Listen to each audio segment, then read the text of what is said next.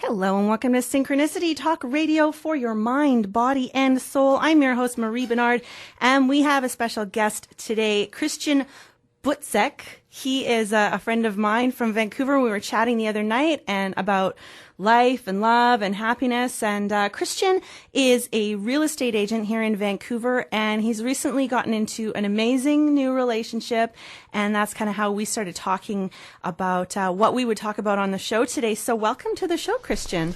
Thanks for having me, Marie. Thanks for being with me. So yeah, we were talking about how you're wanting to do kind of a speaking event. You're a part of Toastmasters. That's right. And you met this amazing doctor who's been married for 25, 30 years. That's right.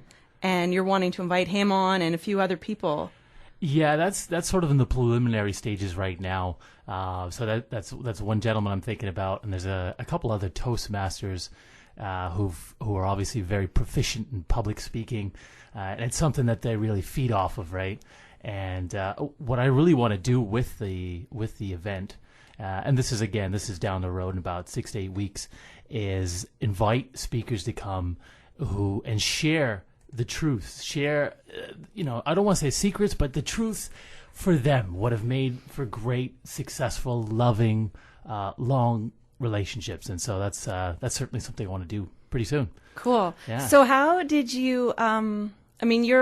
You're into personal growth, obviously. Yeah. I love your purple shirt, by the way. That's awesome. Thank you. We need a webcam in here so people can see how sharply dressed you are today. Okay. But what got you interested in personal growth? Oh, wow. That's a great question. I think the best way to describe it, I think I felt like I hit a rut last summer, last July. August, I entered and exited a relationship in the early part of 2014, and I was also in a job that I felt I wasn't growing anymore, and I wanted to get. I just felt like I wasn't growing. I wasn't getting the best out of myself, and I wouldn't say there was a one particular moment where it just clicked, but I think it was a process of some soul searching. Several weeks of soul searching, and I'm thinking, it's time to take some challenges here, really take some risks with my life.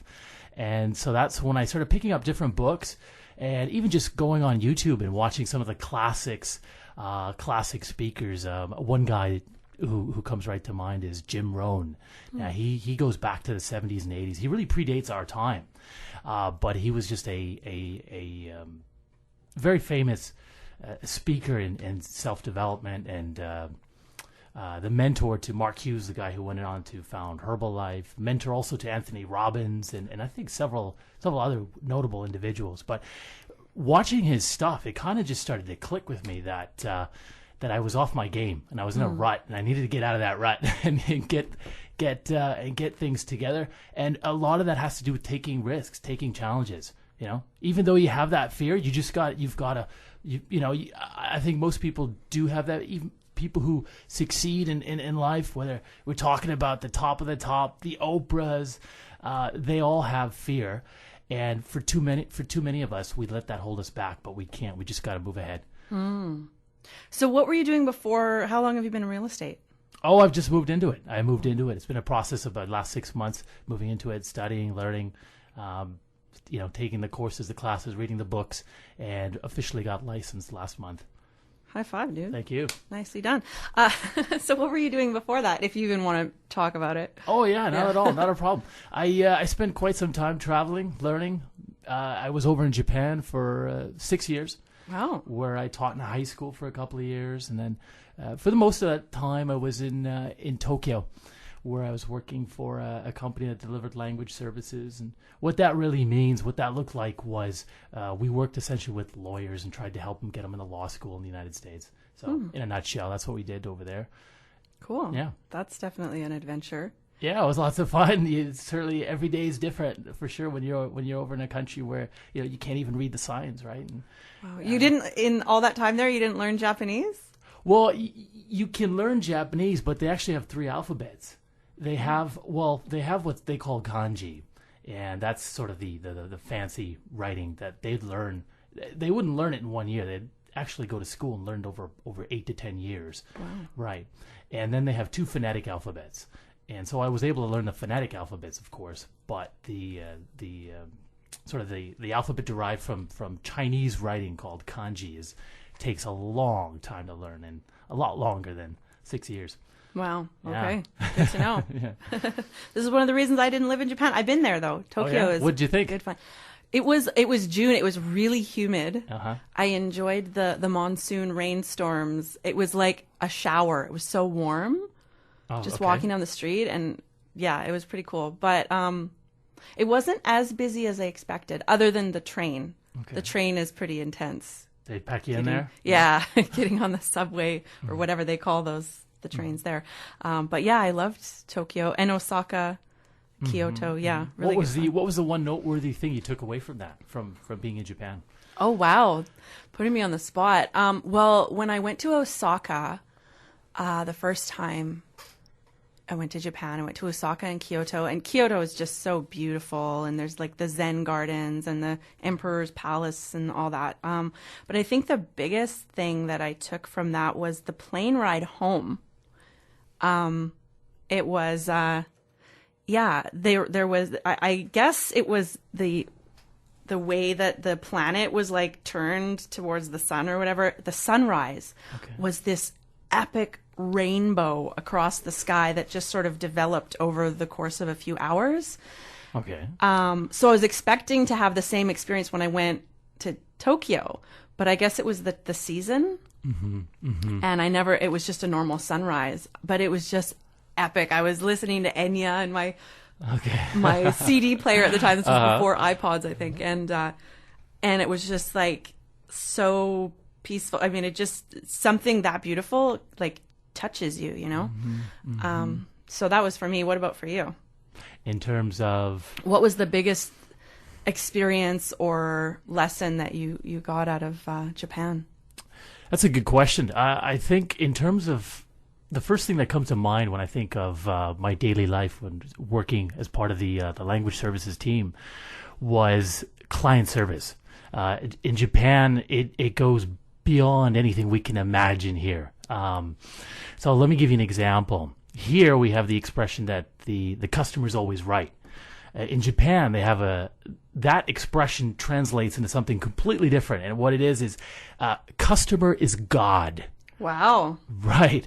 And of course you see that in their behavior, in their actions, in their attitude. I mean, you walk into a store, they'll greet you and they'll yell out a greeting in Japanese, but certainly going that extra mile for their customers or clients, whatever it is, if it's a restaurant or any industry, that really impressed me. That's sort of what sticks with me. Cool. Sticks with me the most. Yeah. Cool. Yeah.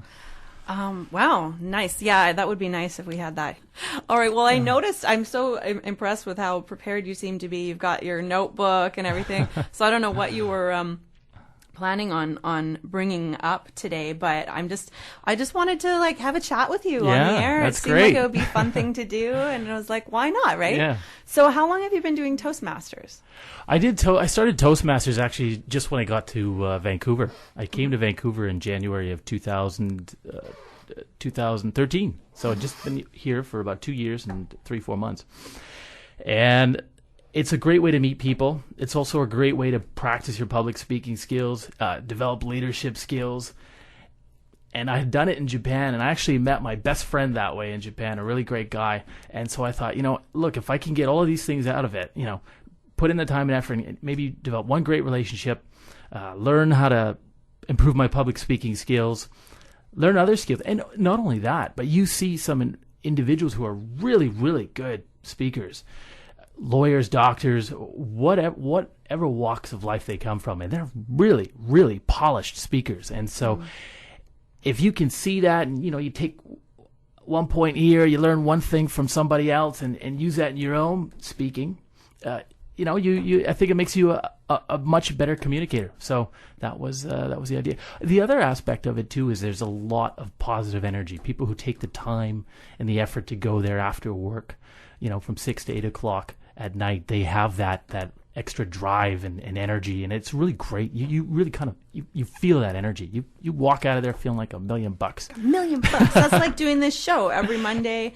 I get to talk to someone interesting and uplifting, Right. and I always leave because Monday mornings it's like, oh, I don't want to get up. Right. But then after, I'm just like, I just have to go, and I'll feel better. Right. So, Absolutely. and I almost always do. Yeah. And you've interviewed some impressive people on the show. I mean, you had an opportunity to speak with Wayne Dyer several months back, was it? It was a few years ago, actually. Now, when you heard it, it might have been a replay Okay. or something. Yeah, because Okay. it was a few years ago when he did his event here in Vancouver, and that was a lot of fun. Yeah, I've interviewed Eckhart Tolle, Alana Miles. Okay. Yeah.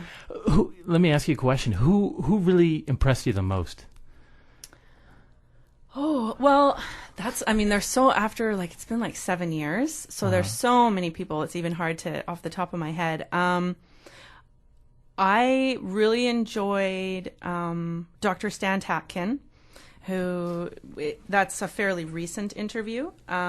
He does, what's it called? Wired for Love, and Your Brain on Love.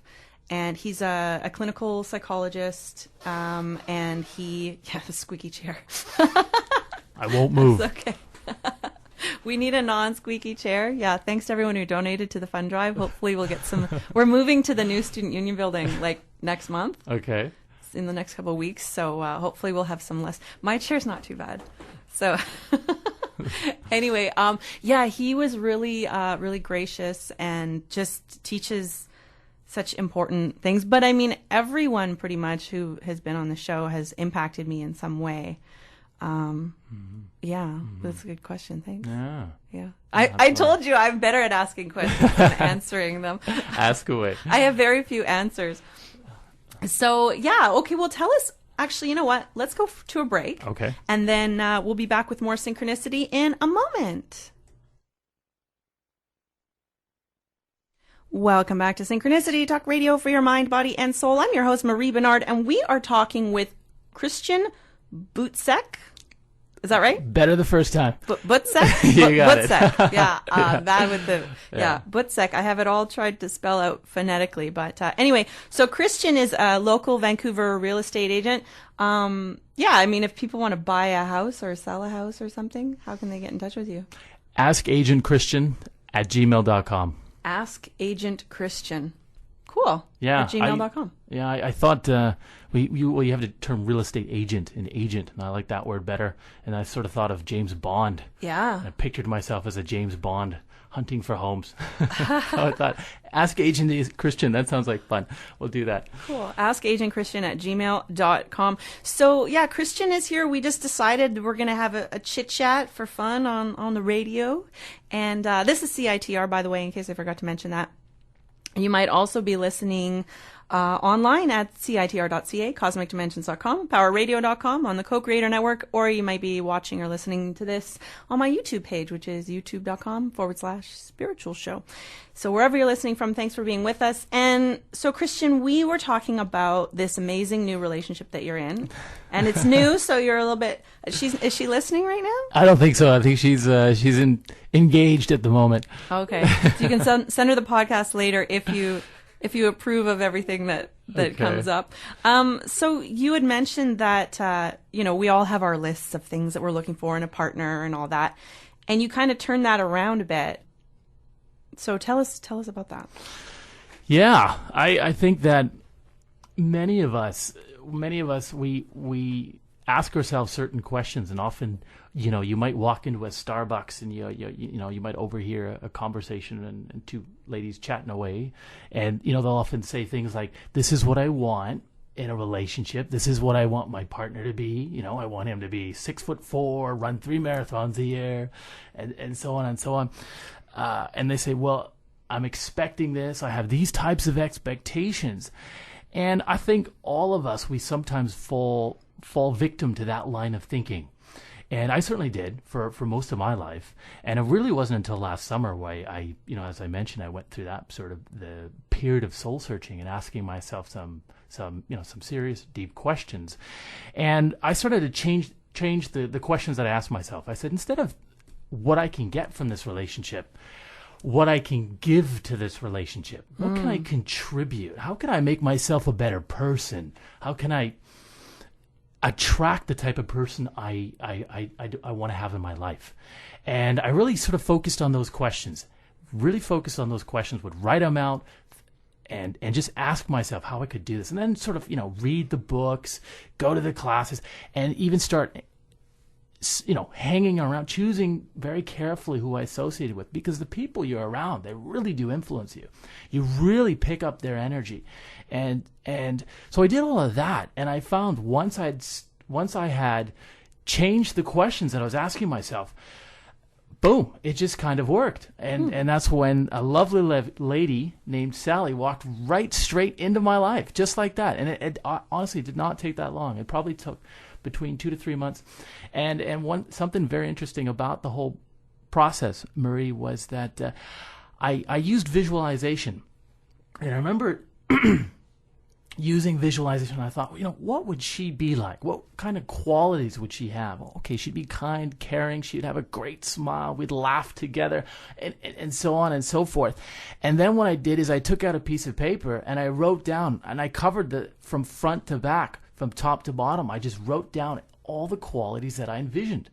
And it was really remarkable, because not long after I met her, and when I go back to look at the list, it's almost like she fits every single one of these qualities. It's really amazing. And I think what happens, that speaks to the power of the subconscious mind. We can really program that subconscious in ways that we don't even understand sometimes. But certainly one way is visualization. Another way is writing down our goals, writing them on paper, asking ourselves really empowering questions and trying to answer those questions. And I think our brain is sort of structured like a heat-seeking missile, right? Once we ask ourselves certain types of questions, how can I achieve this? How can I get to this goal? How can I improve my skills so that I can get a promotion? Whatever it is, we tend to start to look for those answers, both consciously and unconsciously. Okay, cool. Well, so you mentioned that you read books after you made this decision. Was there something that clicked for you that had you go down this path, or was it a book, or you just decided one day, had an epiphany? Yes.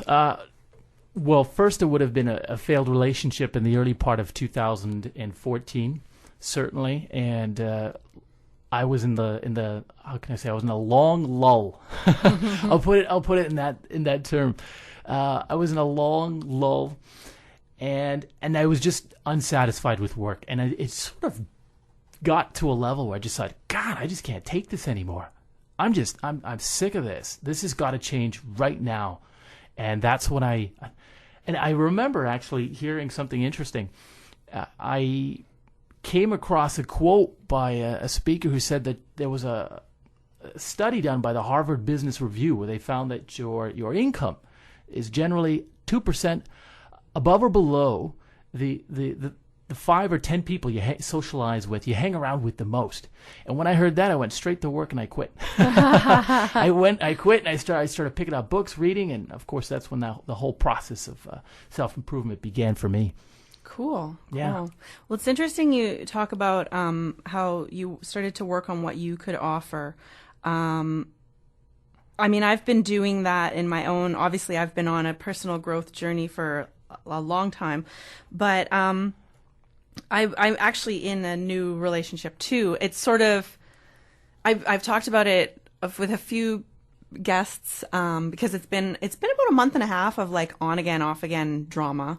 Okay. And so we broke up, then we got back to, well, that's what on again, off again is. Right. Okay. But so we're back together. We're not officially, we're not exclusive, but it's interesting because I noticed even though I feel like I have a lot to offer and I'm aware of the qualities that I have to offer a partner, a lot of it has been me making sure that I get what I need, which is important in a relationship. Both people need to get their needs met, but it feels like it's been more focused on that. And this guy really triggers me a lot. In what way? He's more introverted and he doesn't give me quite as much attention as I'm used to. And and I sort of asked for more attention, and then he would say that he'd do it, and then it just wasn't consistent. But it's interesting because it feels now like, and this is just in the last little while, so we'll see how long it lasts. It feels like an actual partnership where I'm making an effort to give him what he needs, and he's making an effort to give me what I need. But the thing is that I'm really focusing now on taking care of my own emotions. There have been a couple of guests that have been on recently that have been all about taking, responsibility for your own feelings rather than projecting it onto someone else. And it's really making a difference because he doesn't get things perfect. I don't get things perfect, but it's like, it doesn't have to be perfect. I can feel the discomfort of whatever he's done that's irked me and not react to it immediately.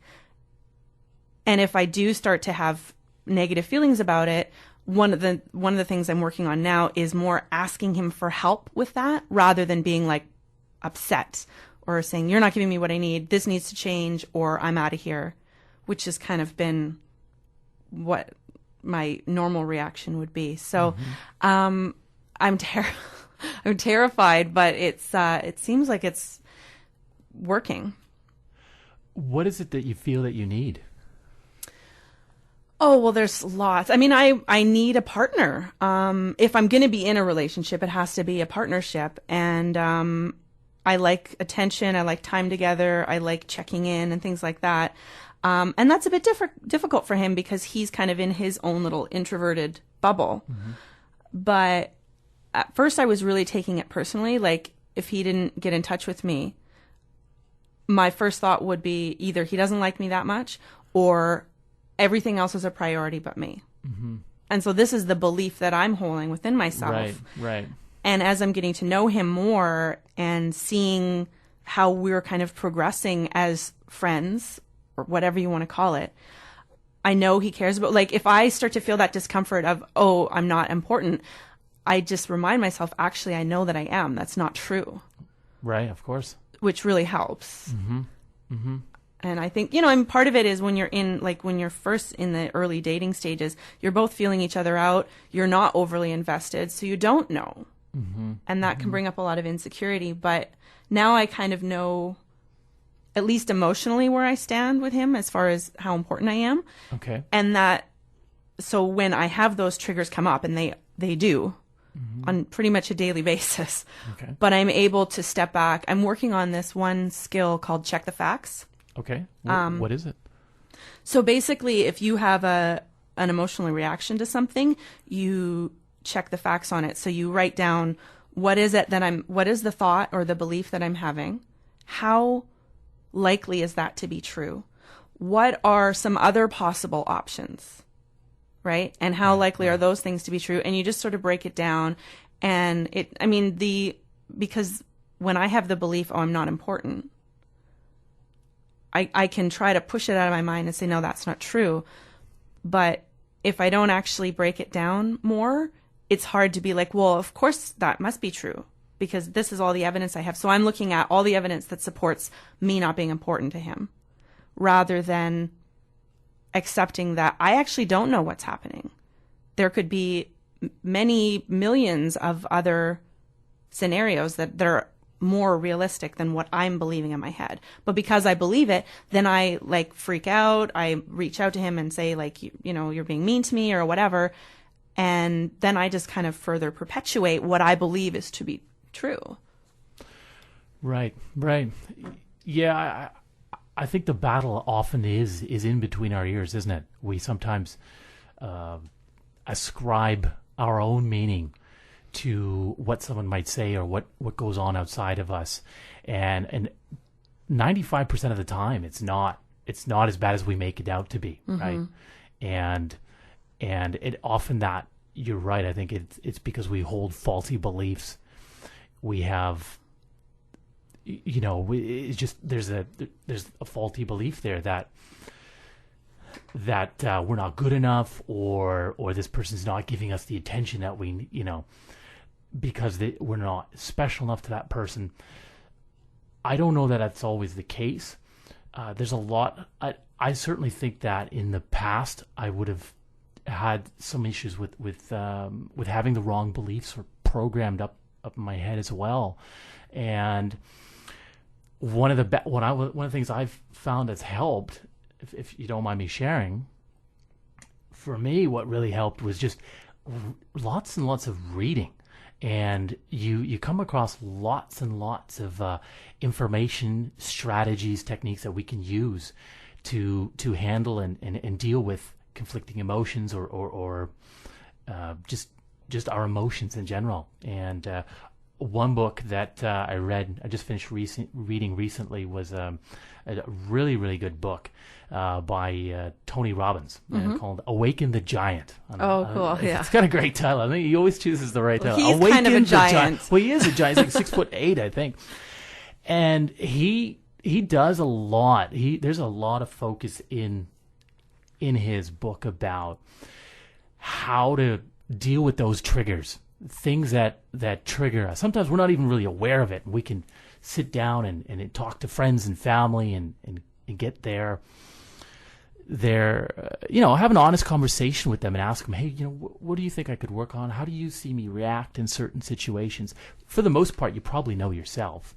And he just has some really unique strategies. I can't go into them all here because there's a bunch, but I mean, one off the top of my head is this NAC, or neuro-associative conditioning, where you take a belief that you have and you write it down, and you just associate absolute pain that belief has caused you in the last 5-10 years, cross it out, and then write the exact opposite of it, and just practice that constantly. And so the belief is that you can form new neural pathways in your brain so that you avoid responding to those triggers. And that's just something off the top of my head. Yeah. Cool. Yeah, that's what I'm finding when that's the thing, like, you can read and read and read and read. And I think a lot of people, myself included, get into the habit of, I understand that cognitively.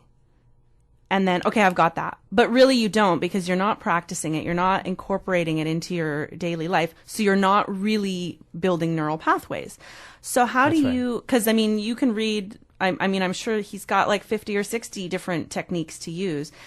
How do you pick what you're going to practice on? Because you can't fix everything at the same time. No, I don't know. You can't. It's just a process of going over it again and again. The way I went through that book was, whenever he asked me to do an exercise, put the book down, do an exercise, I just did it. I just did it. And sometimes I'd spend 2 hours on it, 3 hours, and pretty much every single one of them. And I found really good about that book is the level of distinctions. You start to see things in ways I'd never perceived before. For example, one of the things is the language we use to talk to ourselves. We might say that I've got a big problem, but instead of saying a big problem, the word problem is a real turnoff, right? It's almost like it shuts your brain down. It's just something you don't want to confront. And instead of saying problem, saying I have an opportunity. I have an opportunity to learn something. Another example is the different types of metaphors that we view life through. And one of the examples, a lot of people might say, life is a struggle, life, work can be a battle. Instead, maybe it's better to say life's a picnic, life's a walk in the park, life's a game, and it's time for us to get off the bench and get in the game. And so there's subtle things, and there's a lot of subtle things like that. And I just started using them for myself, and it almost seems too subtle to make a difference, but I find that it helps for myself. And having those different distinctions, just using different terminology, using different words, looking at things through a different lens, it helps. It's helped me, certainly. Well, the way we talk to ourselves really does impact us. A lot of people will make a mistake and they'll say something like, "Oh, I'm so stupid." Exactly. Yeah. No, you can't do that, right? Yeah. You just say, "No, I've just learned something. I've just learned something new here." Mm-hmm. Yeah, that I didn't know before. Yeah. Well, and it's interesting because we have these fears. Like I've noticed yesterday, I noticed that I've been doing this, like talking to my inner child kind of stuff, and just like working through stuff when I become conscious of my thoughts and my emotions, and I catch them quickly enough, I can sit down with myself and be like, okay, what's really going on here, and just sort of self-soothe and all of that. Because my habit is, if I'm triggered, especially if I'm triggered by someone else, then I feel like that person has to fix it, or I'll call my best friend and vent, and then I'll end up talking to like 5 different people, and essentially all I'm just doing is ruminating out loud and building up this thing in my head to be much bigger than it is. So yesterday I noticed, I was thinking about this relationship, and I felt this fear, this like sadness and fear of, I really like this person and it's nice that things are going well, but when and if and when it ends, it's gonna be painful. That's how life works. But then I thought, well, what if it does work out and he's like my right person? Right. That was even more scary than the thought of losing him. Now, why would that be scary though?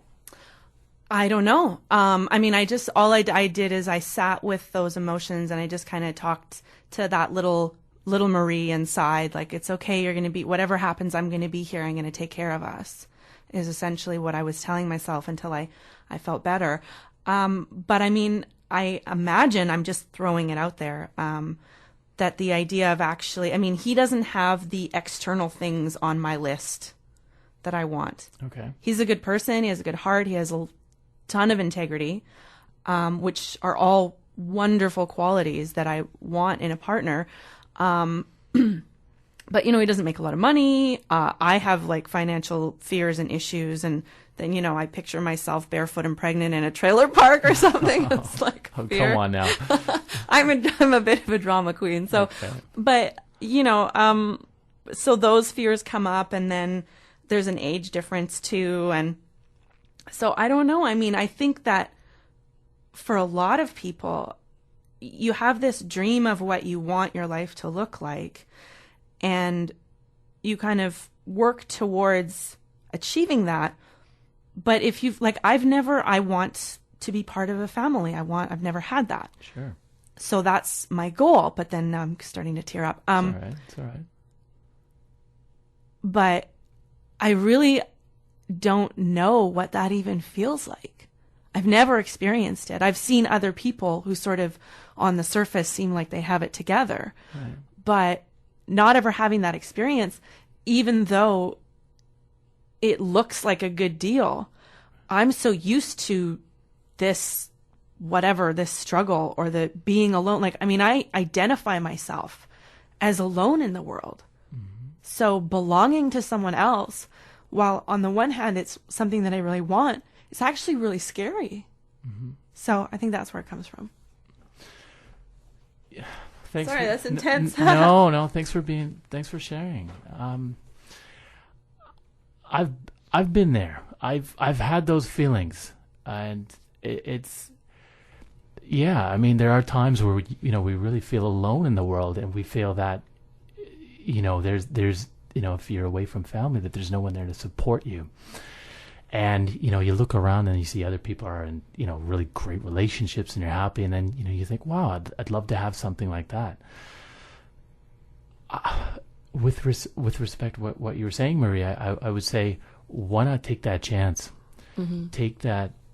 And while it might seem scary to get into that deeper relationship with this man, I think by stepping outside our comfort zone, by just, it might feel really uncomfortable at first, but just, go with it, because and go with it go into it with the sense that, this will work.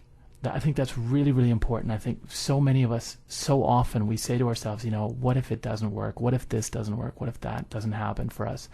That's often what ends up happening is it's almost like we self-sabotage ourselves, because that's what we begin to focus on. If not consciously, unconsciously, we focus on that. Subconsciously, we focus on that. I think for myself, what was the big difference with Sally and I is that I just have 100% absolute faith that this is perfect, that it's meant to be, it's happening, it's just amazing, and it just seems to get better. So it's hard to change those feelings and thoughts in a short period of time. But I would say just have absolute faith in yourself, that you're a beautiful, wonderful person, that you're special. You have there's a lot of gifts that you have. You might you see some and you might not recognize others, but that you have, and that someone absolutely will love about you, and bring that into the relationship, and take the attitude that if that gentleman doesn't take you 100% for who you are, then it's his loss, and he's missing out on an incredible opportunity to be with someone really, really special.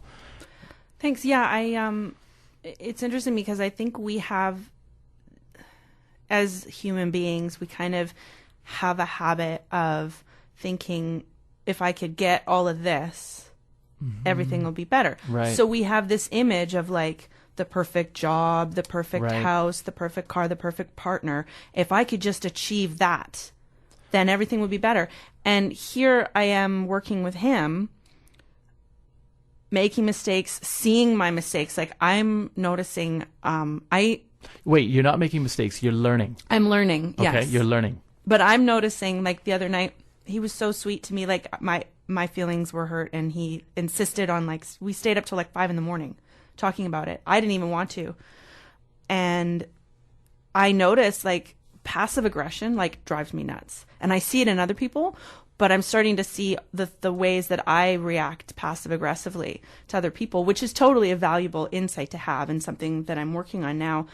But because this person is not perfect, I mean, I don't know, there's so many, nobody is perfect, I know, but it's just like that. I think that's another part of where the fear comes from. It's like, could something, I mean, for me, I'm just looking at this as however long it lasts, and I'm trying to be in the moment instead of projecting onto the future. Like I notice myself projecting into the future, and then I think that's part of where some of the fear comes from.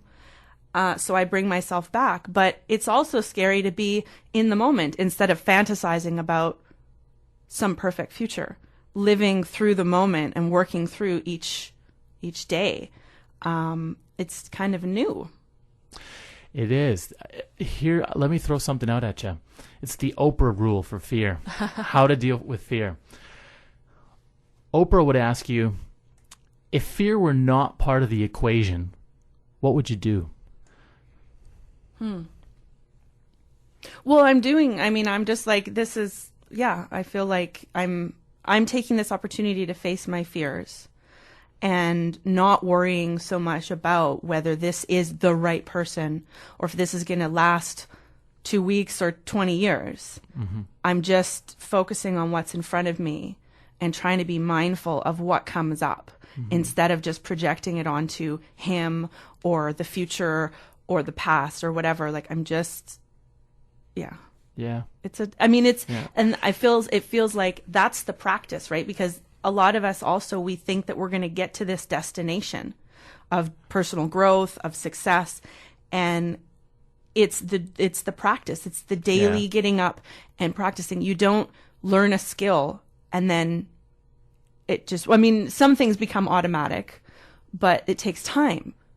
Yeah, absolutely. I think you've touched on it. Personal growth is not a destination. It's a process. It's a continual process. I mean, it's like going to the gym and working out.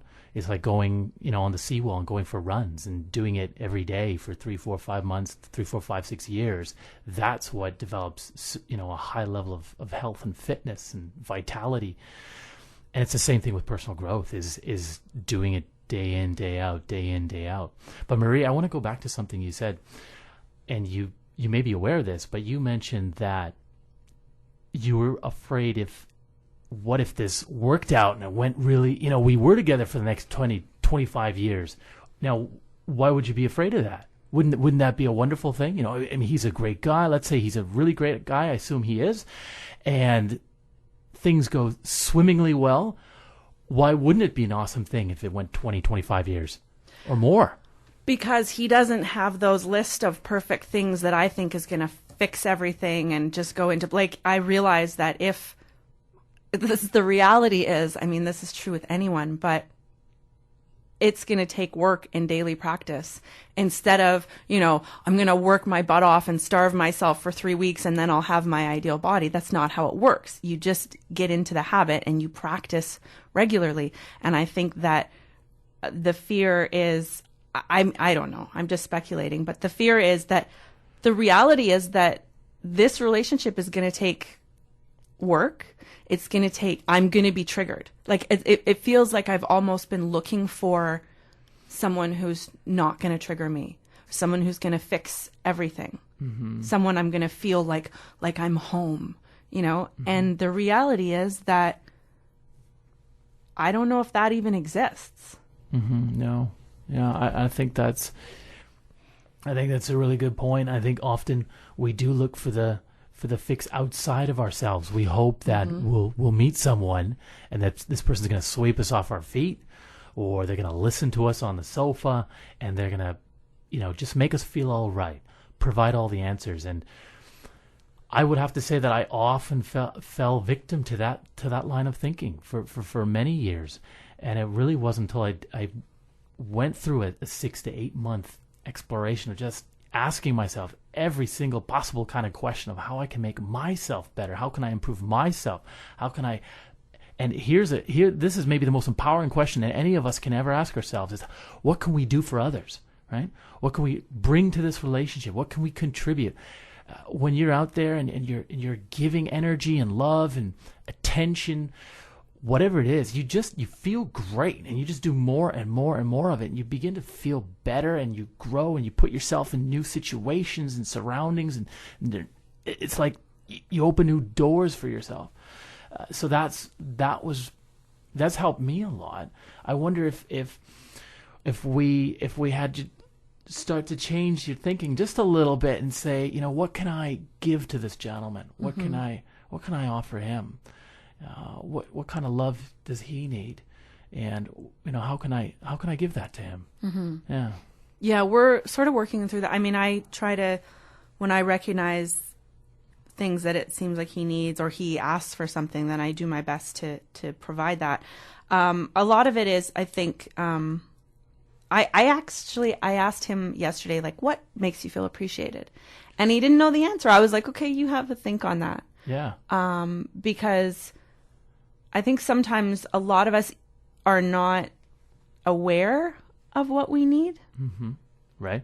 Until it becomes glaringly obvious. Right. Like if we're really not getting it, then we might start thinking, okay, I need this. But yeah, so I don't know. We'll just see what happens. It's time for a break. Okay. So we've been chatting for quite a while with Christian Butzek. Christian Butzek. He is a local real estate agent.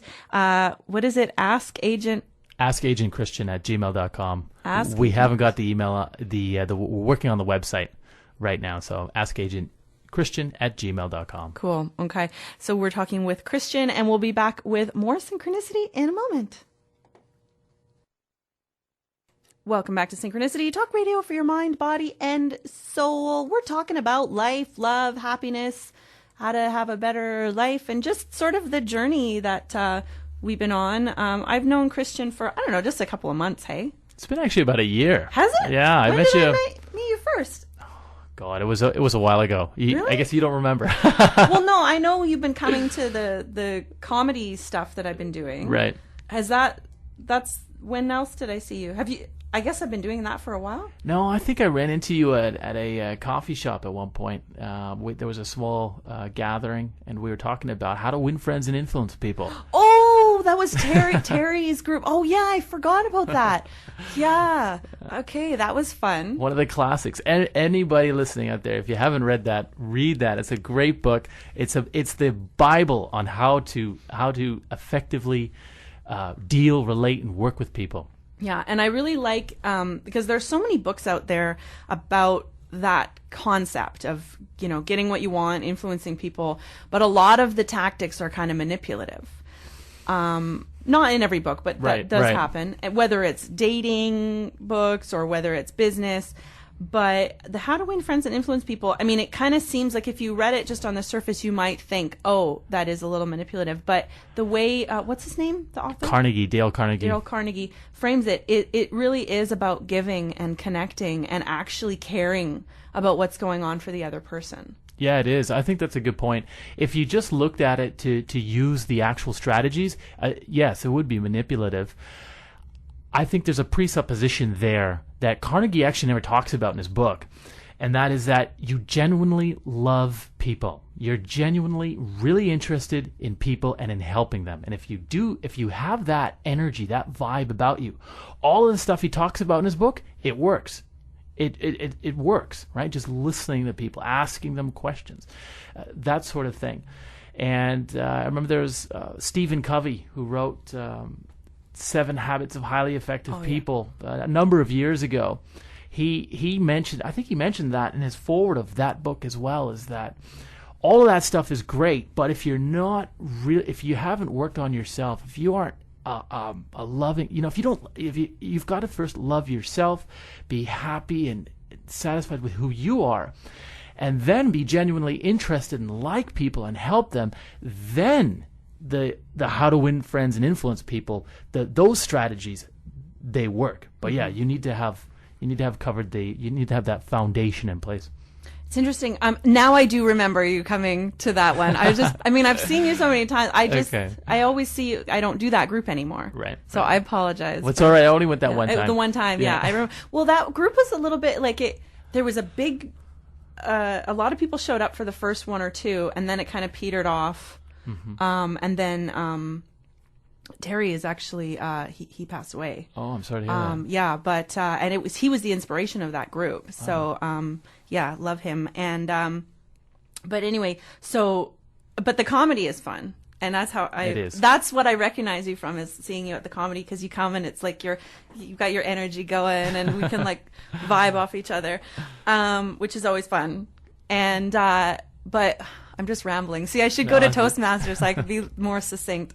But have you watched or listened to anything by Matthew Hussey?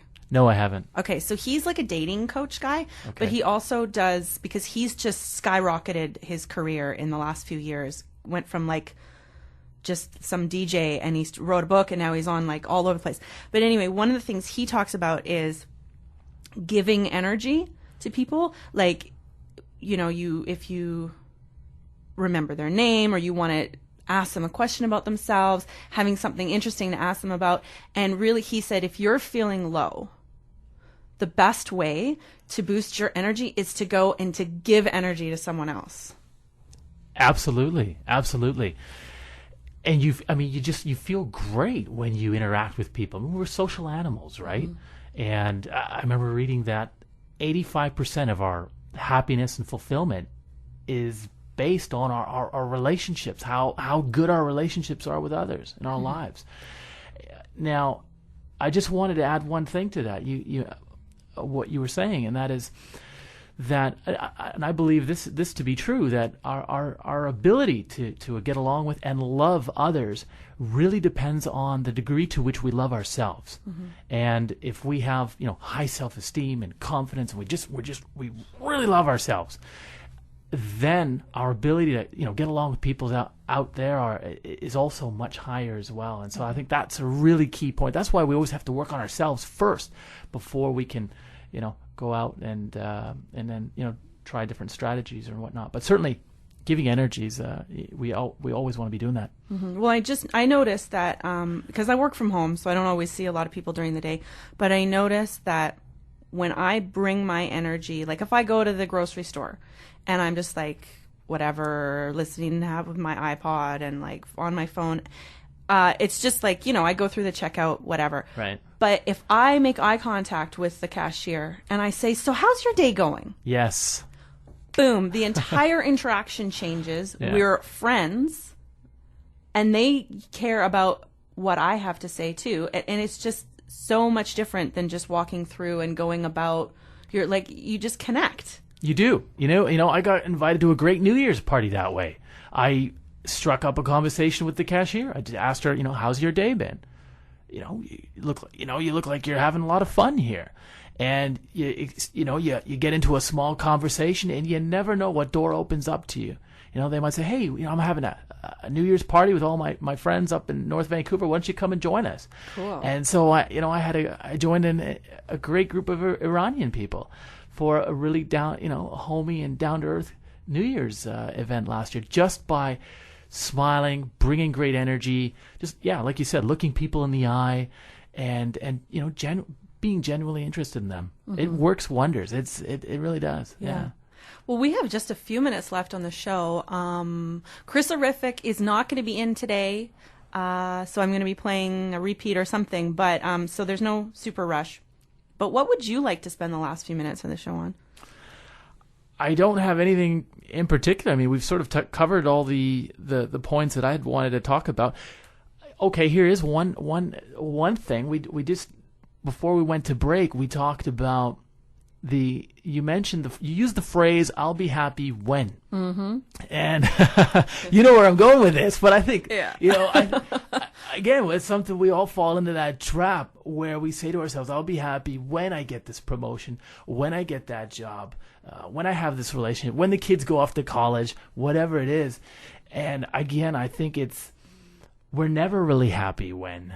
We're only really happy right now. Mm-hmm. Don't you think so? I mean, we hear that, all the self-improvement authors will tell you that, and our parents told us that, and we know that, but we really kind of have to feel that with every cell of our body that we are happy, and we have to choose to be happy right now. You know what I mean? Just just appreciate and be grateful for the moment that we have, that we're sharing right now. That's another thing I've been doing in my relationship. What's that? Is appreciating stuff, because I was having a conversation with my friend the other day, complaining because no, don't do that. I'm like a superstar complainer, okay?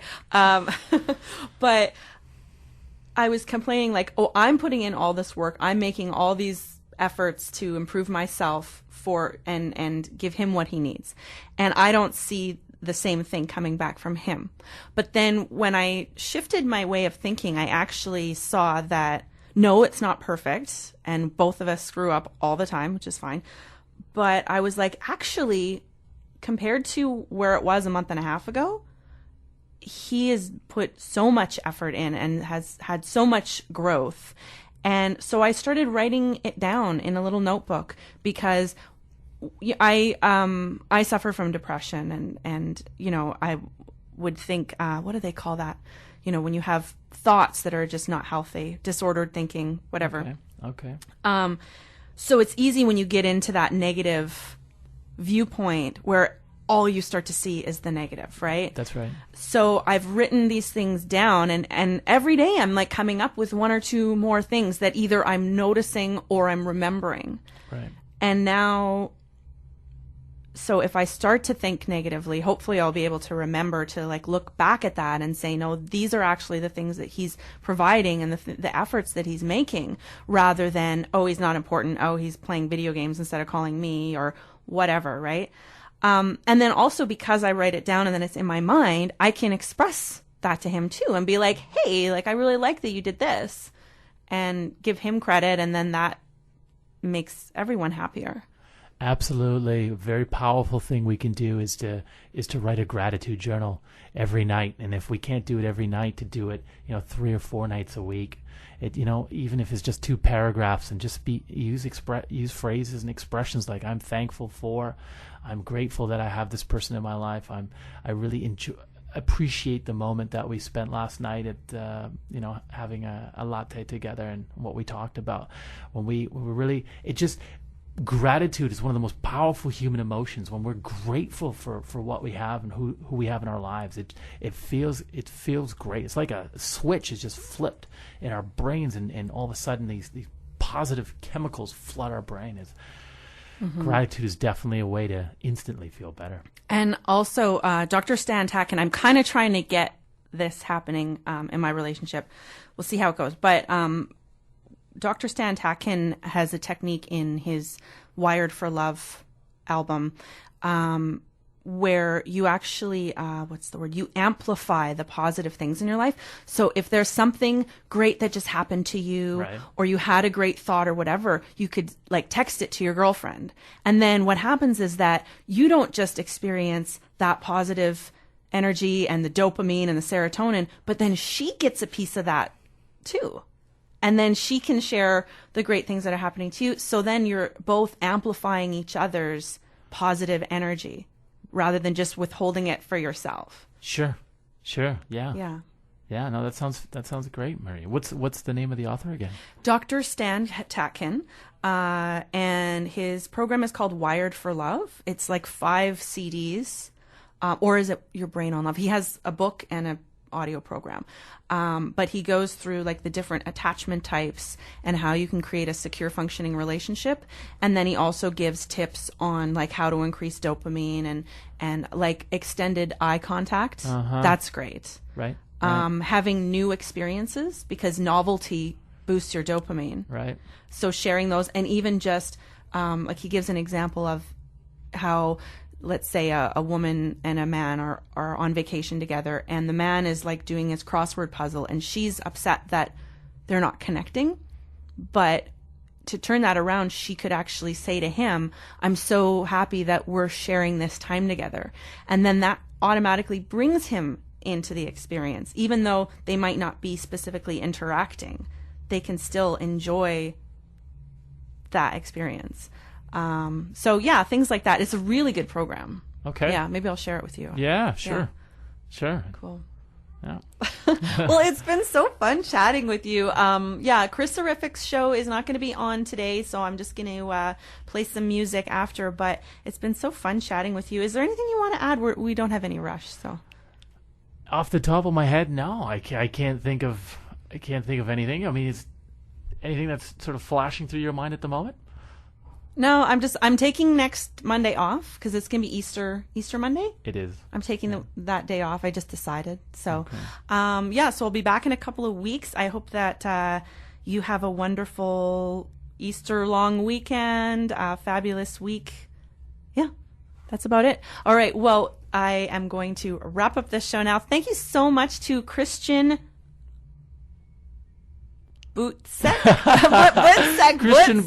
Butzek, you got it. I have this anxiety about names. No, Butzek. you're fine. That was Christian fine. Butzek. If you want to get in touch with him because you enjoyed the show, or you are looking in the real estate market to sell or buy or whatever it is. ask Agent Christian at gmail.com is how you can get in touch with him. And yeah, you can always check me out on YouTube, youtube.com/spiritual show. I miss Chris Horrific because he normally yells out namaste when I'm about to say it. So he's not going to do that this week, but I'm going to send you lots and lots of love. Be well. I love you so much. Namaste.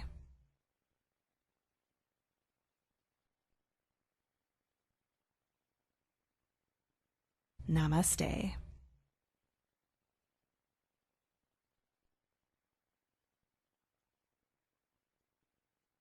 Namaste.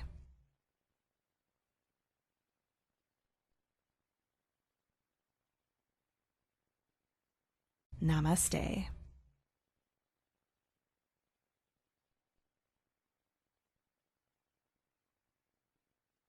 Namaste.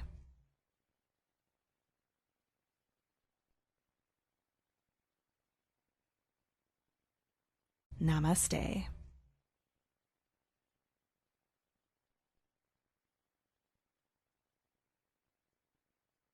Namaste.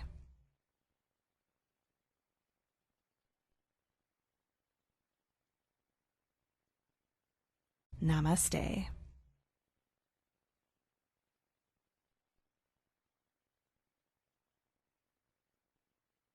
Namaste.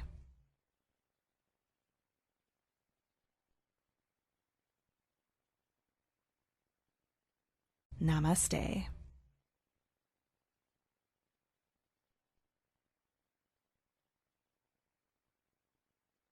Namaste.